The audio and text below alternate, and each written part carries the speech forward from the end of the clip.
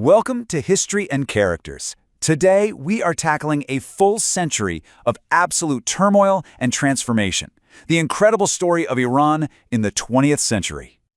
We're diving headfirst into one of modern history's most pivotal and, frankly, misunderstood chapters.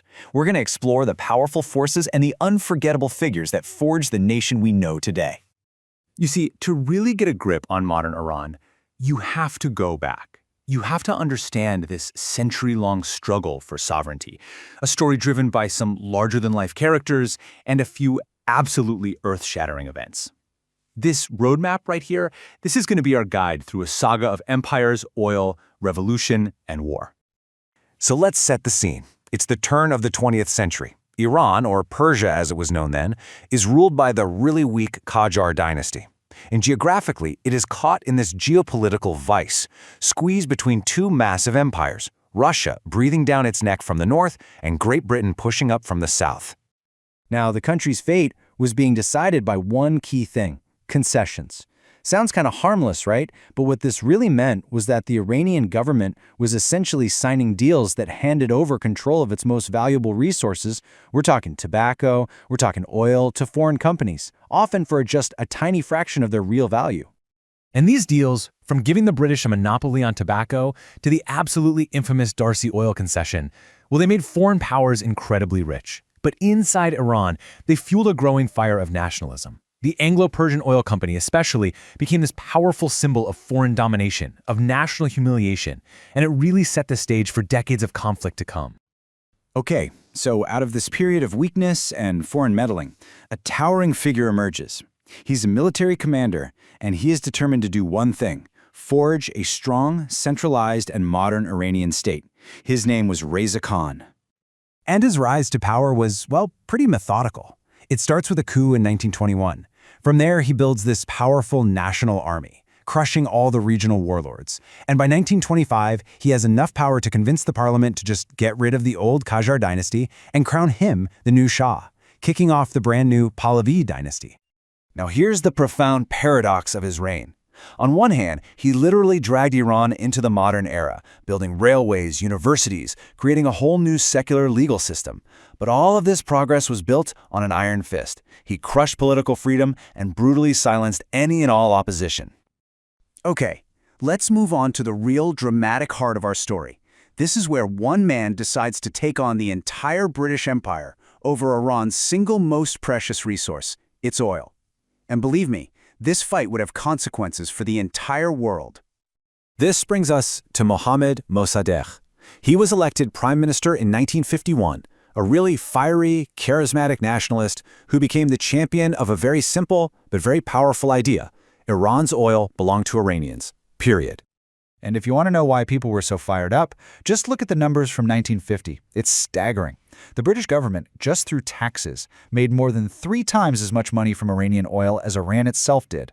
For Mossadegh and millions of Iranians, this was just completely unacceptable.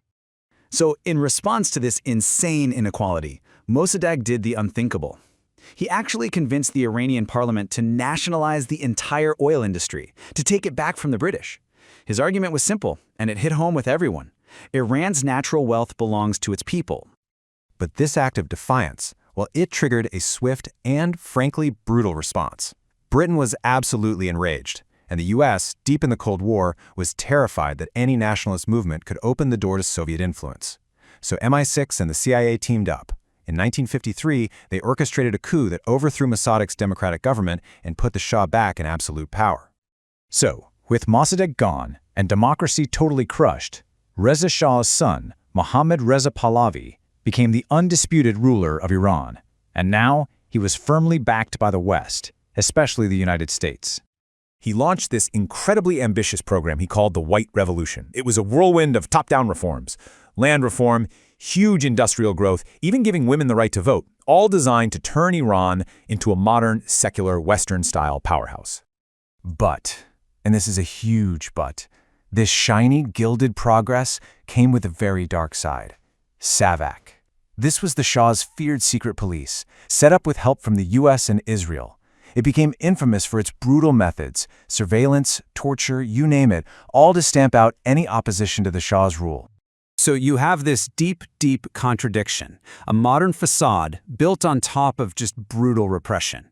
It simply wasn't sustainable. It was a revolutionary powder keg, and the fuse was about to be lit by an aging, exiled cleric. From his exile, thousands of miles away, Ayatollah Ruhollah Khomeini became the voice for decades of simmering anger. He was a master at channeling all that rage at the Shah's corruption, his closeness to America, and the brutality of Savak, and he managed to unite this huge, diverse coalition of Iranians against the monarchy. And in 1979, the whole system came crashing down. The Shah was overthrown. But you have to understand, this wasn't just swapping one ruler for another. The revolution fundamentally transformed the entire state. I mean, just look at the difference here. Iran went from a pro-Western monarchy to an anti-Western theocracy, a complete rewiring of its ideology, its foreign policy, and the very fabric of its society. Almost immediately, the new republic was thrown into the fire.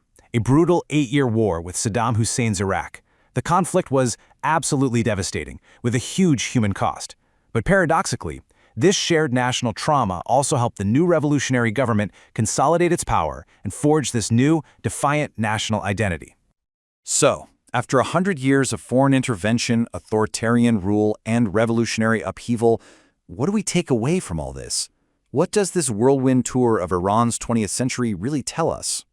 Well, the answer is that the echoes of this past are everywhere. The 20th century left behind a deep-seated mistrust of foreign powers, a fierce desire for national sovereignty, and this ongoing internal struggle over Iran's very identity, a fight between tradition and modernity, secularism and faith, that continues to define the nation to this day. And before we go, a very special thanks has to go to Eunice Lacey for preparing the incredible research that made this entire explainer possible. If you found this journey through history valuable, you know what to do. Be sure to subscribe for more deep dives. Thanks for joining us.